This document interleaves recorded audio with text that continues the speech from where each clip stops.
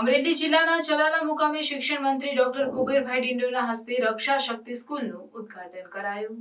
કેન્દ્ર સરકાર સંરક્ષણ મંત્રાલય સંરક્ષણ સેવાઓ, અર્ધ લશ્કરી સેવાઓ અને પોલીસ સેવાઓમાં કારકિર્દીના ઘડતર માટેના અભિગમ સાથે ઉચ્ચ ગુણવત્તાયુક્ત નિવાસી શાળાઓ શરૂ કરવાના ઉદ્દેશ સાથે રાજ્ય સરકાર દ્વારા સામાજિક ભાગીદારી હેઠળ રક્ષા શક્તિ સ્કૂલ શરૂ કરવામાં આવે છે. આ કડીના ભાગરૂપે ફક્ત વિદ્યાર્થીનીઓ માટેની સૌરાષ્ટ્રની પ્રથમ રક્ષા શક્તિ સ્કૂલનું અમરેલી જિલ્લાના ચલાલા મુકામે શિક્ષણ મંત્રી કુબેરભાઈ ડિંડોરના હસ્તે ઉદ્ઘાટન થયું હતું. યુગ નિર્માણ ગાયત્રી પરિવાર ટ્રસ્ટ સંચાલિત રક્ષા શક્તિ ગર્લ્સ સ્કૂલમાં પ્રથમ વર્ષે 70 વિદ્યાર્થીનીઓને પ્રવેશ આપવામાં આવ્યો છે. કાર્યક્રમમાં વિવિધ ક્ષેત્રે ઉત્કૃષ્ટ પ્રદર્શન કરનાર વિદ્યાર્થીઓનું સન્માન કરવામાં આવ્યું હતું. રાષ્ટ્રીય સ્તરે શ્રેષ્ઠ શિક્ષકનું રાષ્ટ્રપતિના હસ્તે સન્માન પ્રાપ્ત કરનાર અમરેલી જિલ્લાના શિક્ષક ચંદ્રેશભાઈ બોરીસાગરનું સન્માન પ્રાપ્ત કરવામાં આવ્યું હતું.